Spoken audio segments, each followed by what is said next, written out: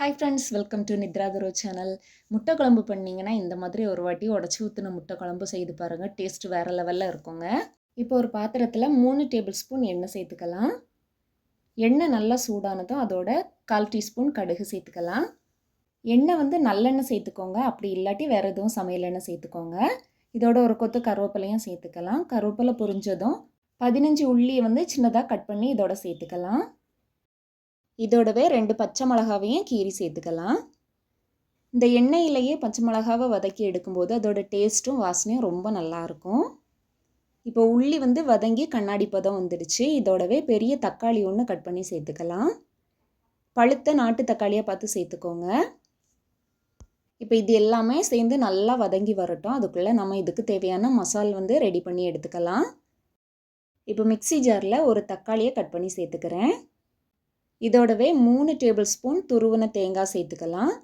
தேங்காய் வந்து அதிகமாக சேர்க்காதீங்க. தேங்காய் அதிகமாக இருந்ததுன்னா குழம்போட டேஸ்ட்டே மாறிடும். இதோடவே 1 டீஸ்பூன் மிளகு, 1/2 டீஸ்பூன் சீரகம், 1/2 டீஸ்பூன் பெருஞ்சீரகம் சேர்த்து கூடவே கொஞ்சமாக தண்ணியும் சேர்த்துட்டு இதை நல்லா பேஸ்ட்டாக அரைச்சி எடுத்துகிட்டு வந்துடலாம். மசாலா அரைச்சி எடுக்கிற டைமில் நமக்கு உள்ளி தக்காளி எல்லாமே நல்லா வதங்கி வந்துடுச்சு. இதோட 1/4 டீஸ்பூன் மஞ்சள் தூள் சேர்த்துக்கலாம். கூடவே 1 டீஸ்பூன் குழம்பு மிளகாய்த்தூள் சேர்த்துக்கோங்க. இப்போ இந்த குழம்புக்கு தேவையான உப்பையும் நான் இதோடவே சேர்த்துக்கிறேன். மசாலா வந்து பச்சை வாசனை லைட்டாக போகிற வரைக்கும் வதக்கிக்கோங்க. ரொம்ப கரிஞ்சிடக்கூடாது. ஒரு நிமிஷத்துக்கு மட்டும் நல்லா கலந்து விட்டுக்கோங்க. மசாலாவோட பச்சை வாசனை போயிடும். இப்போ நாம் அரைச்சி வச்சுருந்த தேங்காவை இதோட சேர்த்துக்கலாம்.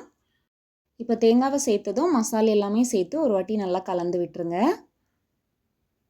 இப்போ இதோடவே ஒரு சின்ன எலுமிச்சம்பழ அளவுக்கு புளி கரைச்சி எடுத்திருக்கேன், அதையும் சேர்த்துக்கலாம். தேவையான அளவு தண்ணியும் சேர்த்துக்கோங்க. நான் கொஞ்சமாக தண்ணி சேர்த்துக்கிட்டேன். இப்போ இந்த குழம்பு வந்து நல்லா கொதி வரணும். நல்லா கொதி வந்ததும் நம்ம இதோட முட்டையை உடைச்சி சேர்த்துக்கலாம். நான் இதோட 4 முட்டை உடைச்சி சேர்த்துக்கிறேன். முட்டையை உடச்சி ஊற்றும்போது வந்து ஒரு முட்டையோடு ஒரு முட்டை சேராத மாதிரி கொஞ்சம் கேப்பு விட்டு அந்த மாதிரி உடச்சி சேர்த்துக்கோங்க. முட்டை எல்லாத்தையும் இதோட உடச்சி ஊற்றுனதும் கரண்டி எதுவும் போட்டு கிளறக்கூடாதுங்க. மூடி வச்சு அப்படியே ஒரு 5 நிமிஷத்துக்கு மூடி வச்சுருங்க. அப்போ தான் முட்டை வந்து உள்ளேருந்து நல்லா வெந்து வரும். இப்போ குழம்புல முட்டையை சேர்த்து 5 நிமிஷம் ஆயிடுச்சு. முட்டை நல்லா வெந்து வந்திருக்கு பாருங்கள். இப்போ குழம்பு வந்து லைட்டாக கிளறி விட்டுக்கலாம். நல்லா போட்டு கிளறக்கூடாது, அப்புறம் முட்டை வந்து தனித்தனியாக எல்லாமே உடஞ்சி வந்துடும். குழம்பு இன்னொரு 5 நிமிஷத்துக்கு நல்லா கொதி வரட்டும். இப்போ நம்மளோட உடச்சி ஊற்றின முட்டை குழம்பு சூப்பராக ரெடி ஆயிடுச்சுங்க. இதோட இப்போ கொஞ்சமாக மல்லி இலை சேர்த்துக்கலாம். சுட சுட சாதத்தை வடிச்சிட்டு இந்த முட்டை குழம்பையும் சேர்த்து சாப்பிட்டு பாருங்கள். டேஸ்ட் வேறு லெவலில் இருக்குங்க. நீங்களும் இதே மாதிரி முட்டை குழம்பு செய்து பார்த்துட்டு எப்படி இருந்ததுன்னு சொல்லுங்கள். வீடியோ பிடிச்சிருந்தா லைக் பண்ணுங்கள், ஷேர் பண்ணுங்கள், சப்ஸ்கிரைப் பண்ணுங்கள். தேங்க்ஸ் ஃபார் வாட்சிங்.